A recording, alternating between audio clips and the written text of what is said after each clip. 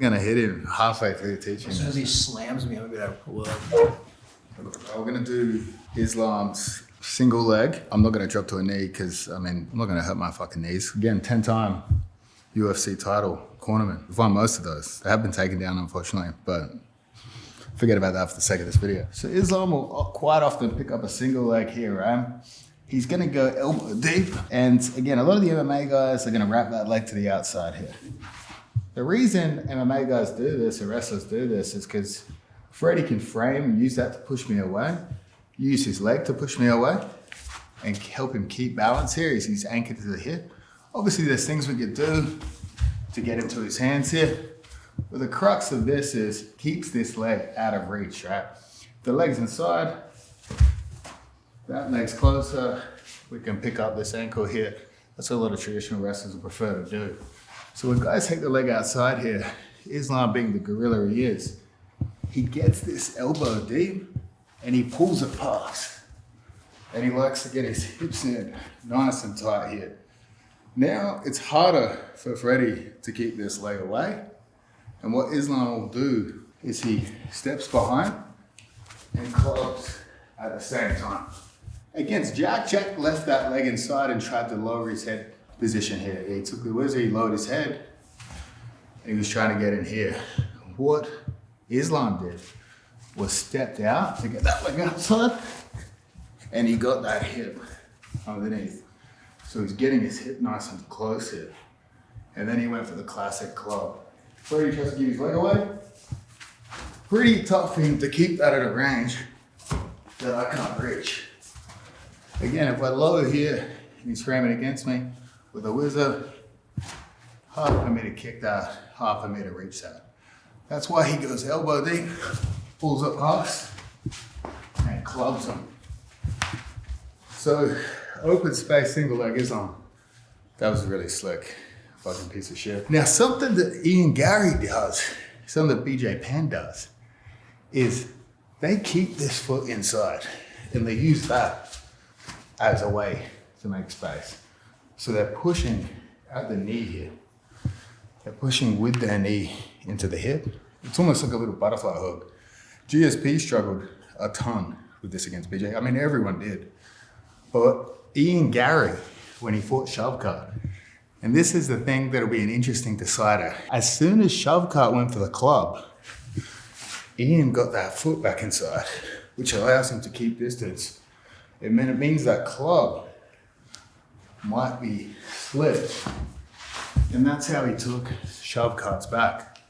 So he has a natural advantage because of his height. Islam one fight at welterweight against my boy Jack, who, I don't know, I'm out of breath, is a small welterweight. So Islam's now fighting Ian Garry, who's a tall, rangy welterweight, and slick counter. So again, what Ian Garry was able to do to Shovkat was really impressive. And when Shovkat wanted to hike this up, you'll see his foot coming. If I keep my foot out, Freddie can get his hips real close to me. And now, even if we're the same height or I'm taller, Freddie can hit me with that bicep and club me this direction.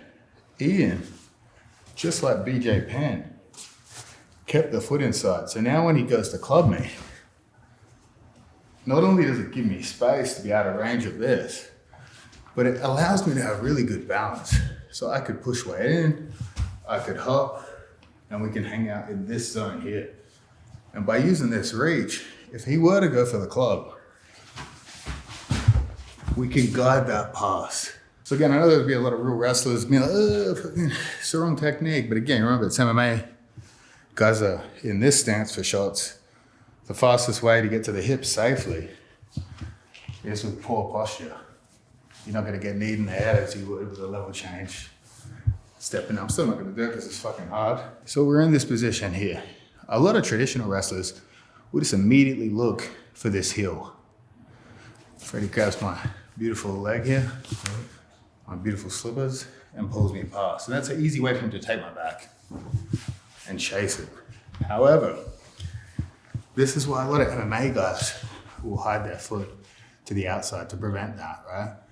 But this gives Freddie the ability to hike me up.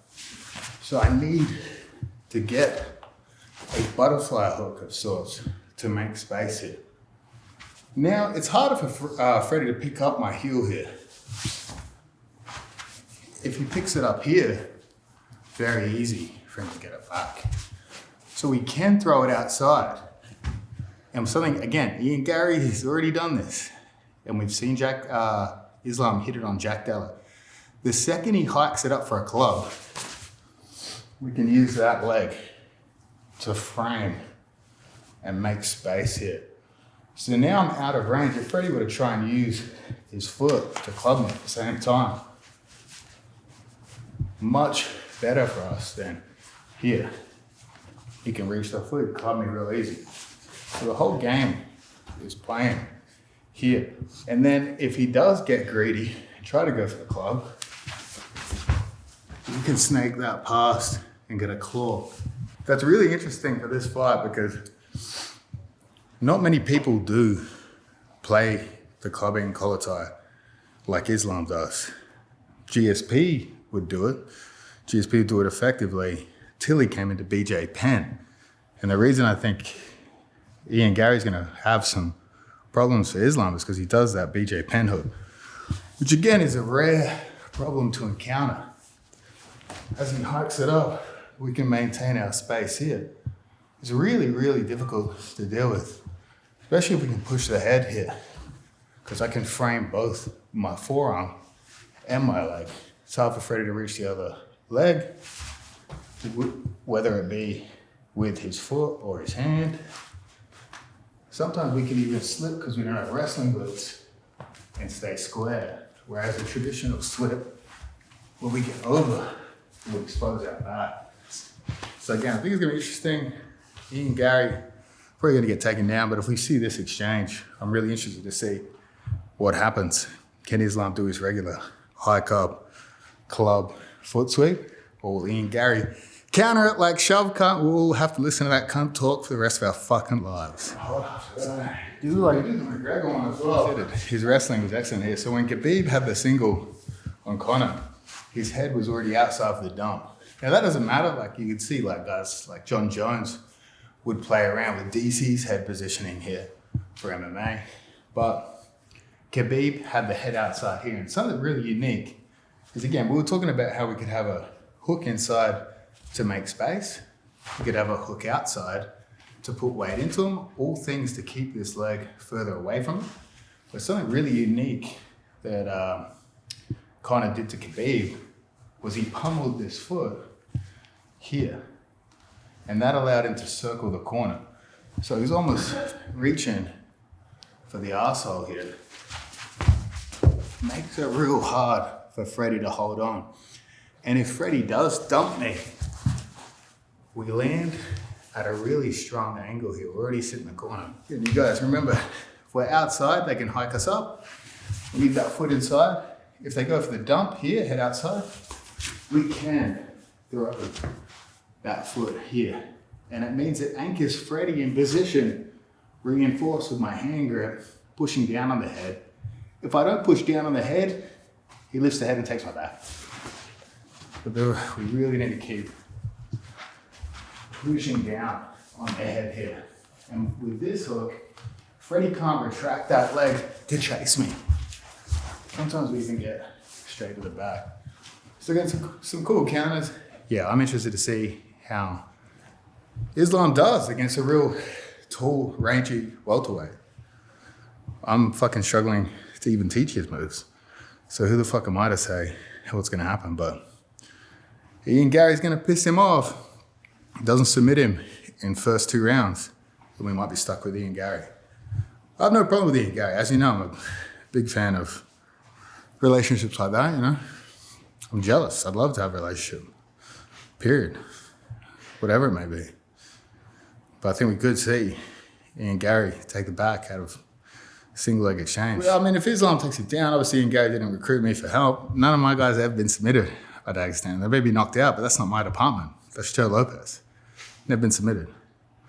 Occasionally get taken down, but when they get taken down, it's Frank Hickman's fault. When they don't get taken down, you're looking at me, Australian Brazilian Jiu-Jitsu, takedown defense. Elite here, elite understanding of the game. We're gonna add one more technique. I'm gonna add this because Dustin Poirier did really, really good against Islam. And I think it was because he forced Islam to stay like low on the single. Like Islam wants to get as close to the hip as possible. And Poirier would be always moving backwards like this. And Islam obviously fucking genius. He adjusted on the fly.